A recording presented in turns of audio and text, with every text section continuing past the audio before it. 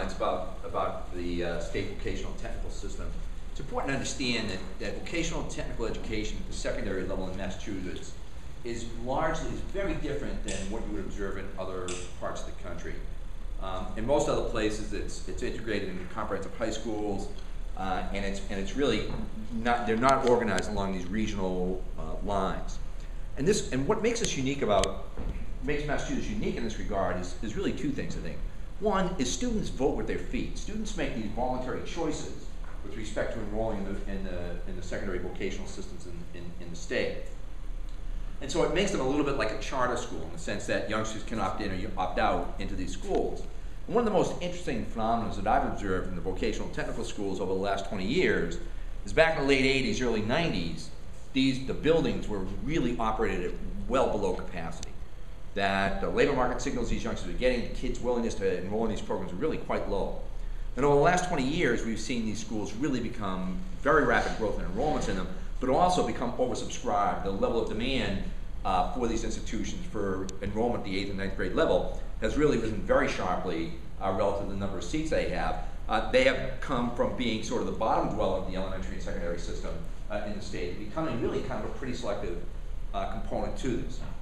Second hallmark of the programs and why I think they're so effective in Massachusetts is what Charlie referred to earlier, is when we pull them out of the comprehensive high schools and we put these programs in a regional vocational center, what it does is it converts it into a little bit more like what a university looks like. You know, at a university, we can move across major fields of study almost at will. We can vote with our feet across these sets of major fields. Well, this is the same thing at a vocational technical program as well. And one of the things the vocational technical programs do is they try and get kids thinking about what the career pathways are. And the way they do this is they don't bring characters like me in to talk about, oh, you could have this career today, or a career day like your kids did in high school. What they do is they rotate them through shops for a period of 6 or 8 weeks. So a young woman comes in, a lot of girls that come in, they want to be beauticians, right? Because that's just what girls say they want to do. And so what the voc schools, the regional voc schools do, is they toss them across 6 or 7 programs over the course of the years. So these kids actually begin to understand, not through kind of some abstract bit of information, but by actual practice, what work in these occupations and studying in these occupational areas really might be. Another institution that I know does that is the College of Business at Northeastern. We take our business students in, and the first thing we do is we offer them a course, and we kind of, in that course, accounting professors will come in a little bit and say, this is what this accounting business is, finance, human resources, and the like. Very similar kind of model. So these youngsters get better informed at ages 13, 14, 15 years old about what these career prospects might be, the skills and knowledge and abilities it would take to opt into these areas. So it's much more of a voluntary association with this. And the third thing is, it's important to understand, this is my view, and I've had a chance to talk to a lot of these kids. These kids at age 13 and 14 don't all of a sudden say, I'm going to Shawsheen because I want to be a plumber, or I'm going to Shawsheen because I want to be an auto mechanic, okay? They opt into Shawsheen and these other kinds of institutions because they want to get out of the institution in the school district. There's a lot of social pressure for these kids to get out of where they are. And you all, moms and dads, who have raised middle school kids know exactly what I'm talking about. And one of the things that I've found in these vocational education schools is that these kids are allowed to reinvent themselves. And as a consequence of this, there's something about these institutions, and I can't put my finger on it, but I find it in school after school after school that there's kind of a social contract or a social relationship in these schools where a lot of the kind of adverse things you see happen in comprehensive high schools, certainly I've seen in my kids' high schools, just doesn't occur in these sorts of schools. They're better managed, they're better focused. And part of the reason why I think this is the case is because kids have this very clear understanding of what their objective is. They know what their purpose is in going to school. So I think in many ways, these 3 features really make vocational and technical education unique in Massachusetts relative to other countries, other states. And the fourth element that I think has been really important here is that when you operate vocational and technical programs, national evaluation sometimes of vocational and technical education is pretty negative. And the reason why is that we count all sorts of people, all sorts of students as enrolled in vocational and technical schools. So some of you that went to, some Boston public schools, some old high schools back in the 50s and 60s, you take a shop course, you take woodworking or some kind of crappy course. And you get counted as a voc student because you were in that. Now, you were going to go to college, there was no intention of being vocational students. So that when you take a look at one of the hallmarks of our vocational system is the intensity of vocational technical education. That these kids spend a considerable amount of time in the shops. And the way, by the way, that we get these strong MCAS scores is that these schools have done a terrific job integrating academic and vocational instruction at one point in time. So if you go to the beautician shop, and people like to denigrate beauticians, I don't. I mean, and now you obviously need the work. But the point is that when you look at the beautician shop, well, the math teacher's in there teaching business math. I mean, this is all sort of an integrated element of the curriculum. You know, you go into an auto repair shop, and you remember when you were in 8th or 9th grade and you had to figure out the volume of a cylinder. Okay, and you know, why would I need to know this? Well, take a piston and stick it in a cylinder and you'll find out real quick why you need to know this, right? And so, you know, it's kind of this applied learning, the applied mathematics, the applied English, you know, writing memorandums, writing business plans. Kids understand what the connections are between what they do in school and the nature of the outcome they have. And so as a result, there's actually this growing body of research that says that when kids understand this connection, it actually bolsters retention and tends to reduce dropout rates. And this is why we suspect, we don't know this for sure, but we suspect one of the reasons why we get this enhanced dropout performance, part of it's a social aspect of this, but also kids have this better focus. They understand where they're headed. Now let me just shift into and let me just say one last thing about vocational technical education. And what the other hallmark of vocational technical education, this is where I think Charlie's been outstanding, has been in their ability to broker kids into the job market. That at the end of the day, and you think about how labor markets work, and I was on the phone with somebody in Vermont today, and they were talking about labor market information, and how to use data to get people to do things. And I said, people don't do things with data, okay? Employers don't hire based on data. People that work in the job development business, they don't get people jobs based on data, okay? No one believes what's on a resume. All that stuff that's not how labor markets work. Labor markets are trust markets, okay? That's what they really are. When you think about all the jobs that you've gotten over your career, okay? For most of you, the way you got that job is you knew somebody. Somebody brokered you into that institution. That's how this works. And when you think about these vocational technical institutions, what they do, and you think about a lot of post-secondary educational institutions, what these institutions do is they build these long-term trust relationships with local employers, okay? Sometimes national employers, but most frequently with local employers. And they build these trust relationships because there's asymmetric information that can allow, in economic terms, it's asymmetric information that can allow for adverse selection. What's the asymmetric information? Well, the asymmetric information is the kid knows about their work ethic, their willingness to show up on time, all this business, right? And the employer doesn't. He just sees the kid's resume, the kid shows up, he looks shiny, you know, at the interview, okay? But if there's a third party that says this is a good kid, they'll show up on time. Most importantly, be respectful of the senior people that they're working with. Be willing to learn and acquire skills. Well, this is a piece of information that has to be verified by a third party. It's trust information. And so as a result, it minimizes the impact of this adverse selection process that you can get in the labor market. And one of the hallmarks of the vocational technical schools is that they've done a terrific job in building these local labor market relationships. So as a result, they're able to broker the kids into training-related placements. And it turns out, whether you're in a high school level, whether you're in a college level, basically, the only time you get a payoff to your degree is when you get a job that uses the knowledge, the skills, and the abilities that you got when you're in school, okay? It turns out that if you get an engineer, I just finished a paper on this. Turns out if you get an engineering degree, now I know you're gonna say, wow, this is science in action. If you get an engineering degree and you get a job at the shoe store, the wage they pay you is the shoe store wage, right? That the returns are to the application of a specific skill in the job market. And the reason why I'm making a big deal out of this is that Georgetown University just put out this new set of projections about this massive college labor shortage by 2018 as we struggle through, you know, the worst excess labor supply condition we've had ever. And the way they come to this is they forecast growth in the college labor market by defining every job held by a college graduate as a college labor market job. So what that means is, some of you got a little gray in this room, so you get back to the mid-70s, if you're a PhD driving a taxi cab, that taxi cab job is a college job, right? So of course they wildly exaggerate this. And what they do, and they actually say this in the paper, there's no such thing among college grads as underemployment or malemployment. Okay? okay? And all of us, you know, we know kids that we graduated with 40 years ago that still are malemployed, right? And they all live in Amherst, right? So when but the point is that for the vocational technical schools, that the gains they get for the kids occur largely on the basis of training-related placements. So when the plumbing kids get broken into plumbing jobs, get an apprenticeship in the plumbing field, beauticians, you know, right across the line, the kids going into life science fields, when they get access into those local labor markets and get engaged in those occupational areas, you find two things happen. Their starting wage is higher, but the intensity of post-graduation training that those kids undertake is much greater than kids who don't get those kinds of jobs. So what firms are doing is they're making bets on the proficiencies of kids who demonstrated the development of that proficiency while they're in school.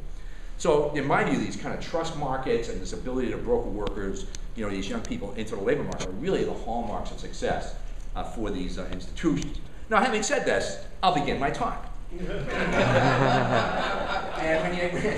what I want to talk today is about is, you know, the labor market, no one in this room, everyone in this room understands this. Labor market has deteriorated very badly over the last 3 years. But the way it's deteriorated has been important. Now, I just have this data up through March, but if we updated it through now, it'd be pretty much the same. When you take a look at where job losses occurred by age, you get a pretty interesting story, okay?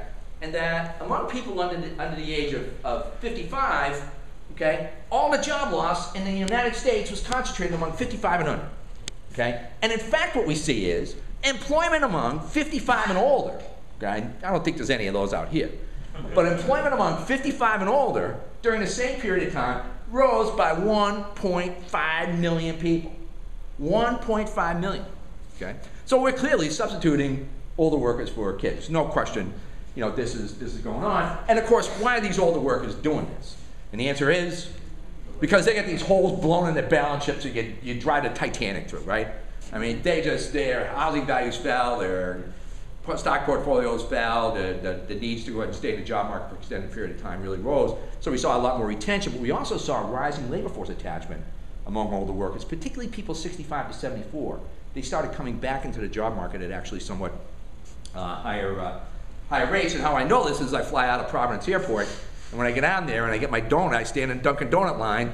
It's no longer, it used to be, many years ago, it used to be a 16-year-old kid. Then it became a 22-year-old foreign-born person, and now it turns out it's about a 72-year-old lady, right? I mean, it's really very different population now that's taking sets of jobs.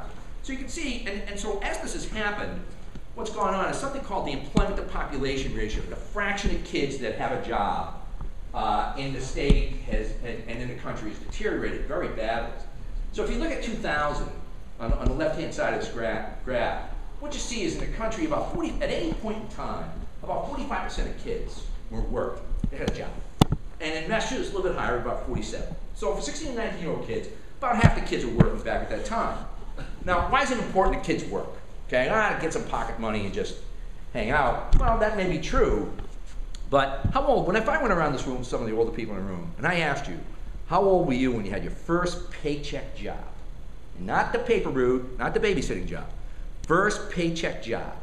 Answer is? 16. 15, 16. 14. Barry Bluestone started at? 17. 17. Okay. Now the lowest age in here is? 14. 13? You started at 13?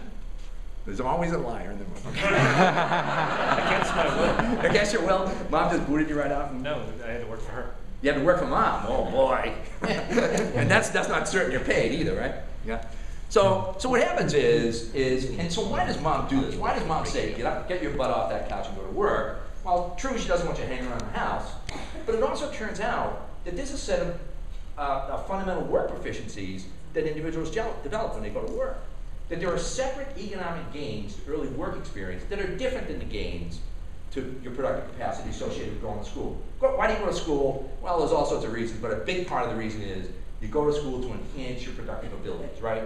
That the basic skills you learn, the occupational proficiencies you develop, get rewarded in the job market somehow down the road. Well, it's the same with early work experience. That early work experience has these powerful long-term employment earnings gains that for young people that last for very long periods of time over their working lives. And part of the reason why I think these matter is that I think in these early work experiences, kids develop a set of behavioral traits. Okay, they understand how to begin to behave on a job. Just think of the counterfactual. You know, a 20-year-old kid comes into a company and, you know, nice kid, high school grad, goes and gets interviewed and they say, well, tell me about your past work experience. And the kid says, well, I've never had a job. Okay, what's that just said to the employer? I got trouble here, right? I gotta get this kid out of here. There's something wrong with this guy, right? Now, there may well not be anything wrong with this guy, but, you know, in the general world of teen labor markets, this would be a pretty unusual, up till now, would have been a pretty unusual kind of case. What we see happening is, really from 2000 up to 2009, we see a very sharp reduction in teen employment rates. By 2009, the teen employment rate goes down to 29%. If I had updated it to 2010, the teen employment rate now reaches a historical low. Okay, it's now, I think last month, I may be wrong about this, it was in the 23 to 24% range. Okay, this is the lowest that it's ever been since we've ever begun measuring this. So kids' job access has really deteriorated very badly, both in the country and in the state over the last decade. And this has also been true for kids 20 to 24 years old. So it's not just 16 and 19-year-old kids. It's, you know, young adults, 20 to 24-year-olds. You know, that in the U.S. we had about 72% of those kids working. By 2009, it was down to 62%. So it's a little bit less work activity among young people. So the question is, and that I got interested in, is what are kids doing? Are they, if they're not working, are they just becoming idle? Okay, and the answer is no, mostly they're not. Okay, mostly what we're seeing happen is kids' job access is deteriorated. We're seeing kids enroll in a post-secondary system at pretty high rates. As the E to P ratio drops, you see enrollment rates rise. This is data for 16 to 24-year-olds. In Mass, we go from 49 to 50% to 60% of kids, 16 to 24, get enrolled in school over this period of time. Pretty high share of youngsters enrolled in the post-secondary system. The major life activity now is 16 to 24-year-olds is school, no longer work, and that happened in a decade. When you take a look at the most recent data, this is pretty new data from the graduating class of 2009 for the country as a whole.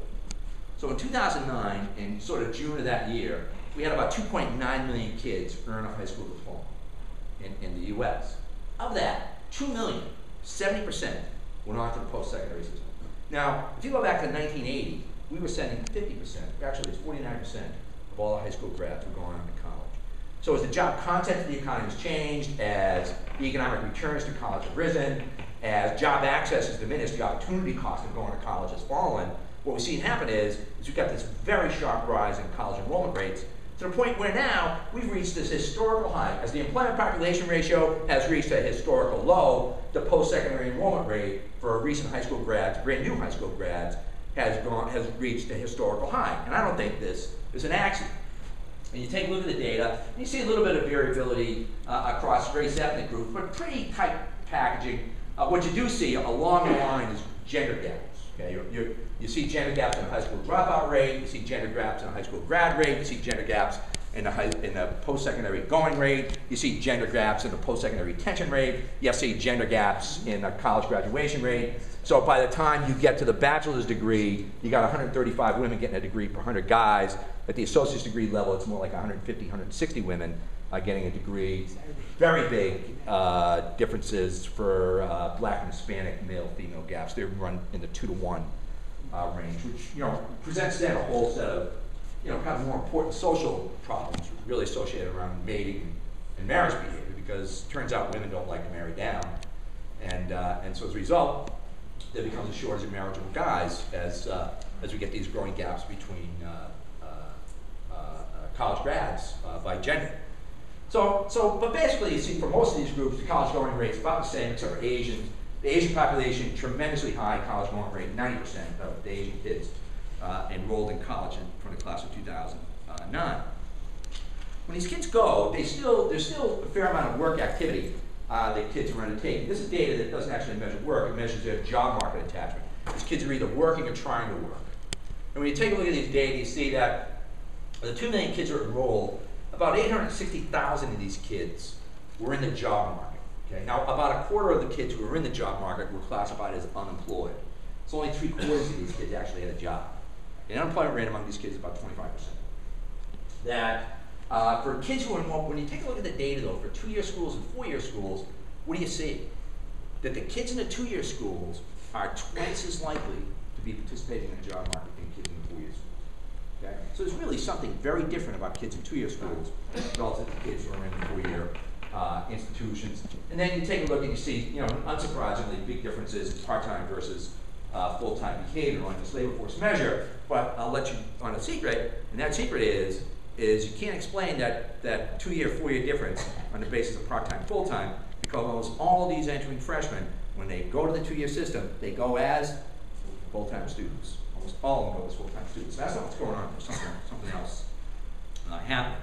When you look at the human capital generating activities the kids are undertaking, and I'm being very simple here because it's about all I can handle at this time of day. It's kind of sunsetting, you know. And when you take a look at the human capital activities the kids undertake, and this is what you, and during these, in this age, this is what you want kids doing, right? This is the time kids are going to make investments in themselves through education and through work. These are very important periods of time. You're making very, very important life decisions between the ages of 16 and 24. And if you don't get those decisions right, there are very powerful long-term negative economic consequences to that poor decision making. And so one of the things we want to do is we want to see kids engaged in human capital development activities, working, going to school, or both. And when you take a look at the data, you know, what you see is that about 23% of the kids mix work and school. About 50% of the kids are in school but not working. About 14% of the kids just work only. But then what you see is really pretty disturbing, okay? Is you got about 16% of the kids who are idle, okay? Well, let me ask you this question for the moms and dads in this room, okay? The kid's not in work, and they're not in school. This from mom speaks, right? I mean, this is because there's no such thing as teen young adult idleness. They're not idle, right? There's no such thing as a 20-year-old guy who's idle, okay? This guy's doing something. They're just not sitting around. And what we find is, and this varies a lot by, and this is among recent college grads. These are, I mean, recent high school grads. This is that immediate first class, okay? And what you find is that for the 20 to 24-year-old population, the idleness rate is actually higher. Okay, the incidence of idleness is higher. We find this particularly in cities. So when you get out into, like I just had done this little study out in Los Angeles, and found about 1/5 of the kids 16 to 24, the whole population cohort, about 1 in 5 kids were idle, not in work, not in school, you know, not in the military. And so when you're in this idle activity at that age, what it means is that you're not developing those human capital traits that are really going to be essential for you to be upwardly mobile in the economy. And so as a result, you're going to just find yourself increasingly left behind. And so and so you're seeing, even among these recent high school graduates, you're still seeing this kind of set of idleness problems for these youngsters. So if these kids are enrolling in schools, you know, you see this data that says these kids are enrolling in schools at very high rates. Where are they going? And what I find is almost all the rise in post-secondary enrollment now is among community colleges. Community colleges are the open access institution. That's what they were designed to do. Okay? 4-year college and universities are almost never open access because 4-year college and university enrollment markets are based on status and prestige. That's what they're about. Okay? What we're selling, and I know we say we sell a lot of stuff, but what we're really selling is status and prestige. Young people in this room, when they were juniors and seniors in high school, the question that people asked was not what are you going to major in, not what are you going to study. They asked, where are you going to school, right? And if the answer was, I'm going to Penn, well, my goodness, isn't that just great? But if the answer is, I'm going to Salem State, next kid, right? I mean, that's how, and so there's just a status prestige hierarchy. And the way you get status and prestige is by relative ranking. Okay, it means higher education is a positional good. One of the things we want to talk about is our position in that market. That's why Barry began his talk saying, hey, we're in the top 60, baby, right? But that's how we get control. No, but that's how we get control of a price, right? You know, remember, how many top 60 universities will it always be regardless of the level of demand? Okay, there will always be 60, okay? So if I can cram more demand in this, what's going to happen to price? Goes up. Price is going to go up, right? So what, do I want to sell status and prestige? The answer is yes. You bet if I can get you to do it. And you know what? We've been pretty damn good at it. And I've written a lot about this, but it's for another day. But when you take a look at these community colleges, what you see is community college enrollments, when the recession starts, community college enrollments just explode. We go from 2.5 to 3 million kids enrolled in the community college system in a couple of years. So it's clearly the case that kids start sheltering in the community college system. And you see this, I'll be honest with you, you see this at the graduate level too. Graduate programs, law schools, they're just flush with kids. A friend of mine called me, she's a big shot down in DC. And she called me a couple of weeks ago. The Georgetown University Law School called her up and said, we can't place a third of our graduates. This is Georgetown. A third of our graduates still don't have a job. And so they're trying to figure out how to work out, placement with some government agencies, at discounted prices. My brother is a lawyer, and he's a judge in New York, and he told me down there that law firms down there are advertising lawyers $10 an hour. $10 an hour. Yeah, well, for a New York lawyer, maybe. You should like it. So anyway, but the interesting thing is, you take a look at Massachusetts, and remember, we got roughed up in this downturn too. We lost a lot of jobs, about 150,000, 160,000 jobs. And you can see, beginning in 2006, 2007, boom, we get this explosion in community college enrollments. We all of a sudden get about a 8,000, 9,000 surge, maybe close to 10,000 surge, number of kids that are enrolled in the community college system. When you look at the system over a longer period of time, 2002 to 2007, you see for the U.S. enrollment goes up by about 4%. The limit went up more, went up by about 13%. That had to do with some administrative changes that were going on in the region as well. You see, Massachusetts went up about the same pace as the country, but over the last couple of years, 2007 and 2009, you see both Massachusetts and the U.S. get over a 1/5 increase in the number of kids enrolled. Think about the management issues, okay? In a community college system where you start out in the system, you got 15 colleges with 35,000 students, and all of a sudden we're now going to have 45,000 students. How do you hire faculty? How do you get positions, okay? And I don't know if some of you saw that TV show the other night about Bunker Hill. Did you see this thing? And what was the punchline in this? Do you remember what this was? Kids would go to school from 11 at night till 2 in the morning. Right, and when they showed pictures of the audience, of the kids in the class, they were asleep, right? Me too, right? I mean, if I was the instructor, I'd be asleep. I mean, I'm barely awake now, right? So this is our adjustment. We're gonna, here's a great idea. Let's put kids in class at 2 o'clock in the morning. This is, but this is kind of how we've handled this. And so what we've done is we sort of have this kind of not very good sheltering system, and it's better than being idle. But we have to kind of set up the community college system to absorb very large numbers of kids, not giving them any more dough, not giving them any more resources. And so as a consequence, it's very tough for them then to kind of adjust effectively to this very dramatic change in state labor markets and national labor markets that probably is going to be with us for a while. No one's out there. Professor Bluestone isn't out there saying, recovery's around the corner. There is not a lot of optimism about short, GDP growth in what I view as the foreseeable future. And my first job at the Bureau of Labor Statistics was working in the Occupational Outlook program, and we knew all about the foreseeable future. Our motto above the door was, give them a number or give them a date, but never both.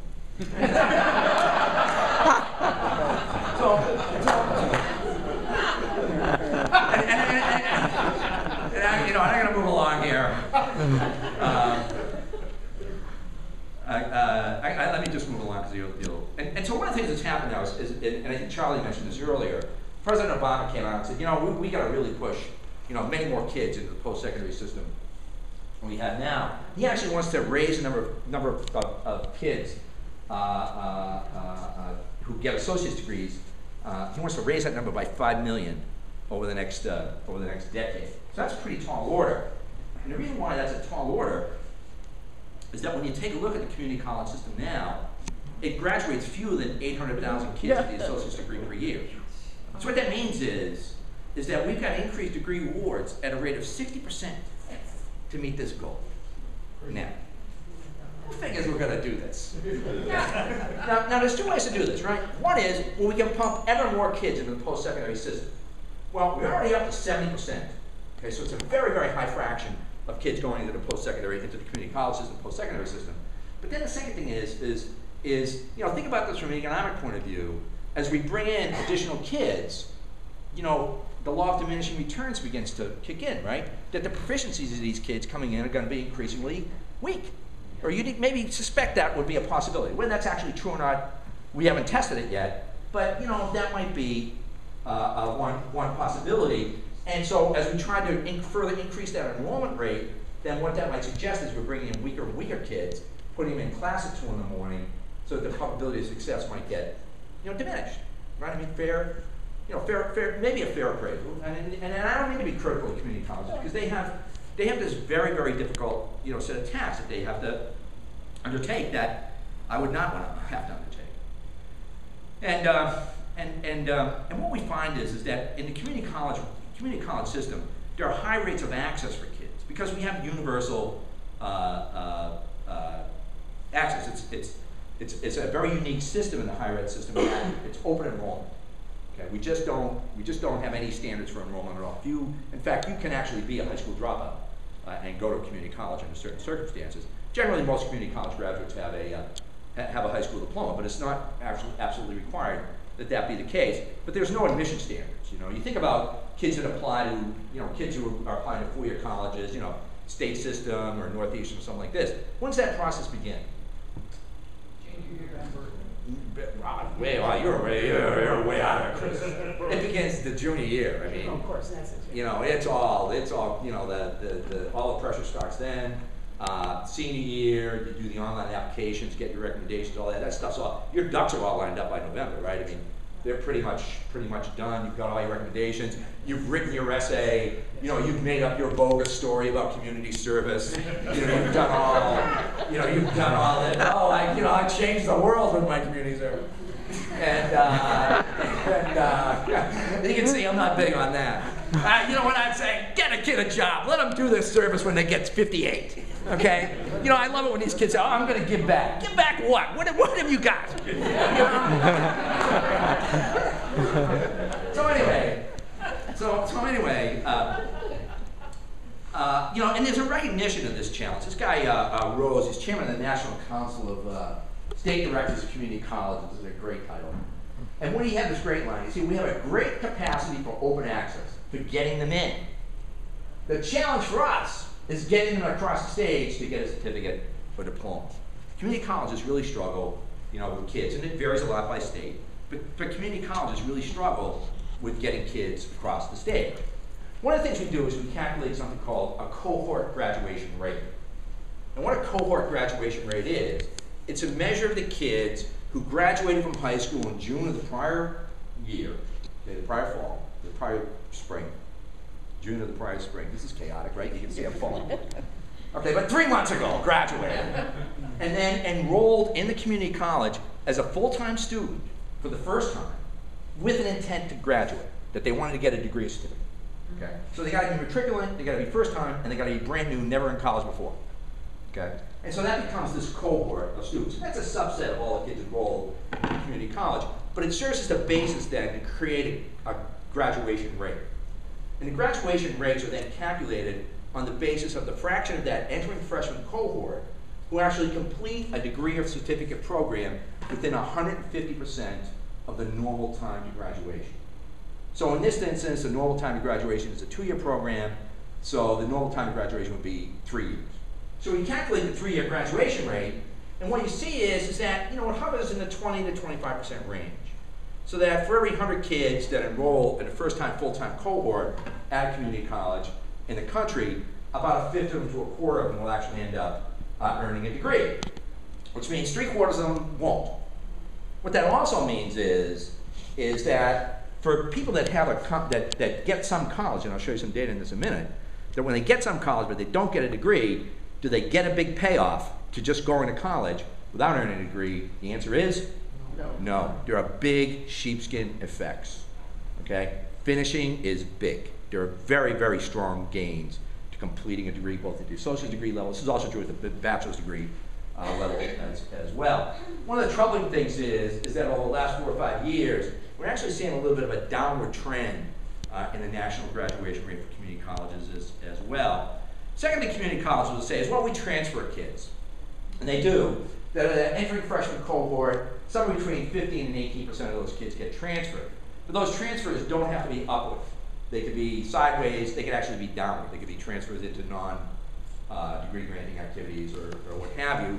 And so as a result, you pick up another 15 or so points on this transfer kind of behavior. But in some of the little studies, and we haven't done the big study on this, but in some of the little studies on transfer behavior, we actually find very few of those kids actually end up getting a degree.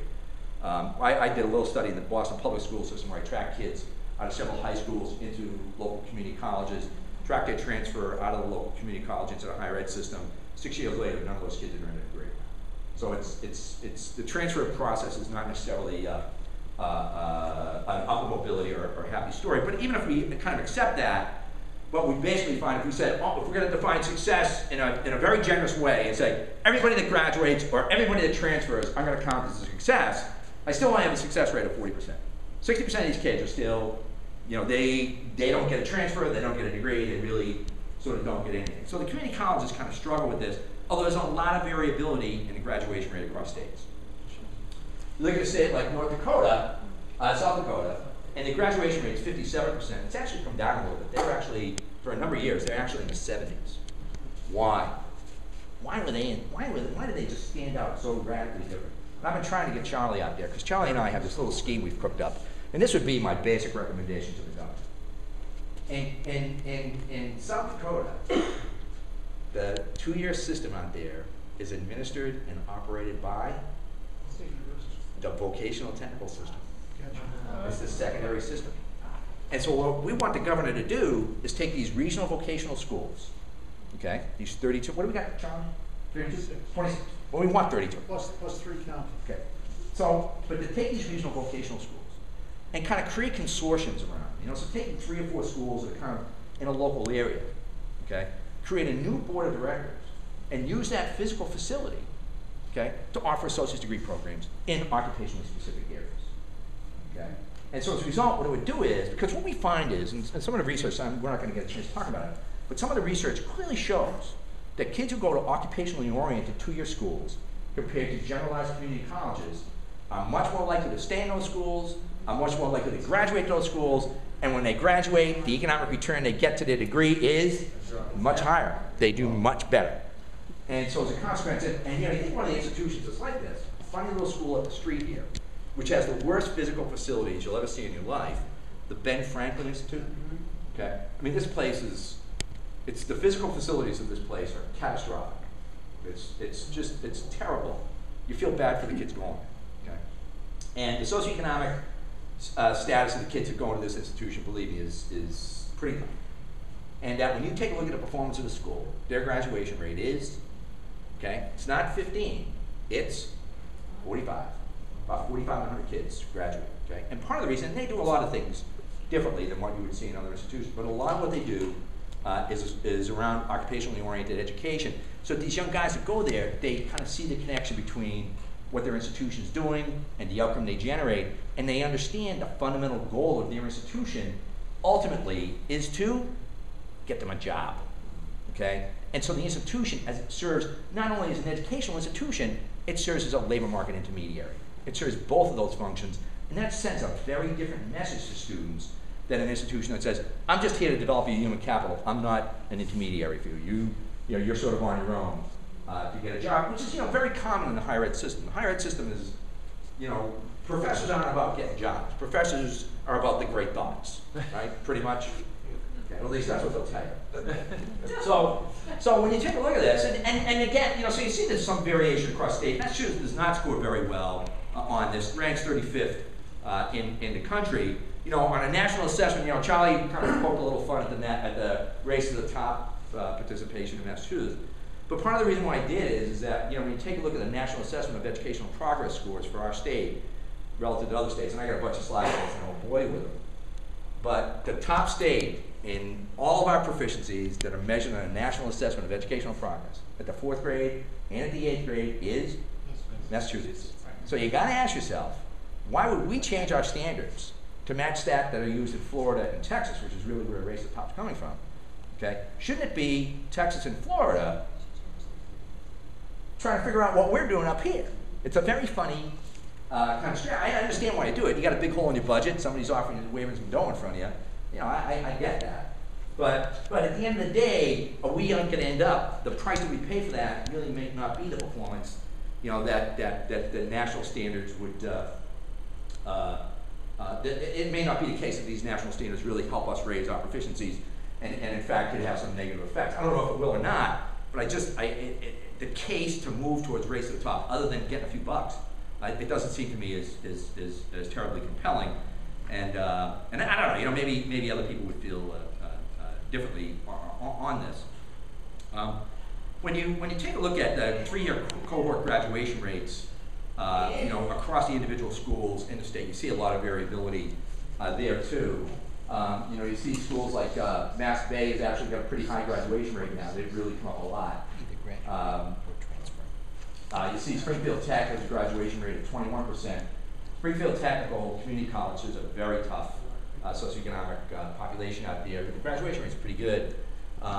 You know, you see the two lowest graduation rates out there are Roxbury Community College and Cape Cod Community College, and they're both only around about 9 points. So these are pretty good. Roxbury's actually improved a lot. Roxbury have been running the 4 to 5% range for a number of years. This is the first year that they've gotten close to double-digit graduation rates. So you can see that for a lot of these kids, you know, we're pumping lots of kids into these systems, but our ability to kind of absorb them and get them enrolled doesn't seem to be, you know, as strong as they might be. And part of, and I know we're running out of time, so let me just give me 2 more minutes and I'll quit. You know, we had done these little studies trying to figure out something about post-secondary enrollment retention. And so I've got a bunch of school districts now in Massachusetts. I've got about 30 school districts. And I started with Charlie because Charlie is like no other superintendent in Massachusetts. But I've got a bunch of vocational technical school districts, but I've got some big comprehensive school districts participating with me. And what these school districts do is they give me information about their kids who are graduating. And then I use a database called the National Student Clearinghouse that was organized by banks in the higher education system as a loan verification system, right? So instead of verifying loans by the mail, just use a database to figure this out. Well, a byproduct of this is it tells me every academic term about enrollments pretty much in every college in America. So I can track a kid out of Charlie's school into anywhere in the post-secondary system in the United States. And last month, Charlie had me out speaking to his faculty in a room very similar to this, talking about here's the outcomes. And this is one of the things with Charlie. When he talks about outcomes, he's a kid. He puts me in front of 100, I don't know, how many people had? 400 people? 180 people. It was a big crowd, bigger than this.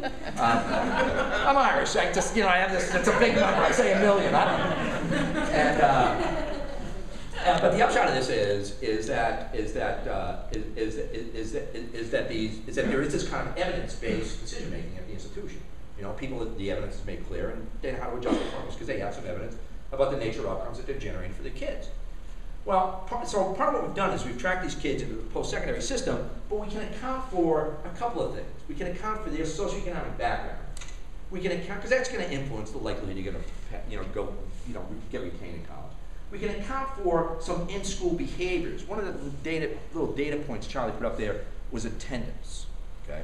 Well, it turns out in our regression results, these attendance variables really matter a lot. Okay. It's like the Woody Allen line. Showing up is 90% of life. Well, it turns out if you don't show up, okay, on a regular basis at school, if you don't show up in high school, well, it turns out you probably don't show up in college, at least insofar as you don't get retained. It reduces the likelihood you get retained. So I'm just going to take you through for just a couple of these little regression findings. In fact, I won't because I know we're running out of time. But all I want to say is that when you go through these variables, what you see is, do these socioeconomic factors matter? The answer is, yes, they do. Okay, there's no question about it. That kids that come from disadvantaged backgrounds, they're going to be less likely to go on to or get retained in post-secondary educational institutions. Second thing is, do these behavioral traits, particularly attendance, tardiness, and out-of-school suspension matter on retention? And the answer is yes. Holding all these other factors constant, these are, and it's interesting, the suspension variable, what we found is it didn't inhibit the probability you'd be enrolled in college, but it did substantially reduce the probability you'd get retained in college. So what it means is, you can be a jerk and go to college, but you can't stay, right? So, and then the third thing we found is does GPA, your high school grade point average predict the likelihood you'll be retained in college? And the answer is yes, a lot. It's very powerful. It's a very powerful predictor of whether kids are going to get retained. But the single biggest determinant, holding these other factors constant, about whether or not you got retained was the sector of the higher education system you went to. If you went to a 4-year public, a 4-year private, or a 2-year private, the probability that you got retained for a year was about the same. If you went to a 2-year public, you were 22 percentage points less likely to be retained. It was the single biggest explanatory variable. And why is that the case? The reason why it is I think it's, one of the things we do in our research is we talk about socioeconomic variables and behavior, and we're focusing in on kids. Well, there's two parts to this equation. There's the kid part, but the part we don't study very much is the institutional part. That the institutional form of the community colleges is a form organized around access. It is not a business model organized around retention. And so, I've seen community college presidents give the look to your left, look to your right speech. Everybody knows what that is? Right? I've seen them do it. Okay? I've seen community colleges presidents stand up and say, this is a great institution. We give young people the chance to fail. Right? In other words, well, but, think about what they're saying. Okay, look, we're going to let you get at bat. But once you're in this place, you are on your own. Okay? And if you go to a community college and you're on your own, and you're a kid that doesn't come from a, kind of an upper middle class family background where mom and dad are going to, the term now is the helicopter parent, kind of helicopter in to fix things for you. You show up at the bursar's office and bursar says you're blocked, you owe me $300, and you say, I already paid, bring the canceled check. Well, you may not be enrolled that term. Right? That could very possibly, happen. And think about a community college where there are hundreds of kids going to be lined up in that bursar's office. There's going to be 2 people sitting at that cashier window, right, trying to sort this all out because they're not very well funded, they're not very well resourced. And so the second thing is that kids, my view is when I look at community colleges versus other kind of forms of 2-year educational delivery, is that kids in community colleges have big information problems. If I want to go ahead and I want to get a degree, what counts as a credit? But 60 to 70% of all kids, first-time freshmen enrolled in community college, go into a remedial course. Well, if you're in a remedial course, does that count? Doesn't count as far as your academic credit goes towards graduation, but very frequently we find kids don't know this, okay? Because they do get credit, okay? You get a form of credit, it's just not, it's kind of like bogus dough, right? It's not really money, but we're going to call it money. It's like, one of the things California, Arnold Schwarzenegger, they had such a big budget deficit, they started giving those IOUs. Yeah. Well, it's kind of like an Arnie buck, right? It's, maybe it'll work, maybe it won't, right? And so, but at community college, it doesn't work. It just doesn't count. That if you want to be a nurse at a big community college here, well, you have to have 24 undergraduate credits before you get into the nursing program. So, you're a diligent kid, you go out and you get those 24 credits, you like history, you take some history, you like certain kinds of math, you take that math, and you go over to the nursing program, you say, I got these 24 credits, I'm ready, and they say to you, oh no, those credits, they count for your graduation, but not in nursing. In nursing, the prerequisites are physiology, anatomy, biology, certain kind of math, and then freshman comp. So we'll take your freshman comp, but the other 21 credits, you're starting all over again. Well, you're a low-income kid where time matters a lot. You maybe have a child. You've got all these kind of other pressures. So as a result, the impact on the probability that kid's going to retain is probably going to be negative. And so one of the things that I think we need to think about with the community colleges is 2 things. Change the form of these organizations. One, by utilizing the community college system, that's by utilizing the vocational technical secondary system that's tied into the labor market, that has an occupational structure, that has these trust relationships, that has the capacity to go ahead and operate, and has the capacity to retain kids, as we've seen by the dropout performance, to go ahead and broker these kids into jobs that are tied into the labor market. But then the second thing is to begin to experiment with the community college system itself and try and figure out how do we reorganize parts of this system to really rationalize it in a way to minimize the kind of information problems these kids have around retention, to try and build better kind of relationships between an adult on that campus and these kids, to try and manage their behavior around things like attendance, around scheduling of courses, because you see these high work rates. These are kind of these institutional reforms, I think, that can contribute substantially. We've tried remediation for 15, 20 years, okay? And the answer is, we keep remediating, and the graduation rates basically go nowhere. Time to stop that. Let's move on. And the way we move on now is let's place less emphasis on changing that student and a little bit more emphasis on changing the form of that institution to make it to build a business model based on retention, completion, graduation, and brokering into the job market. Thanks so much for your attention.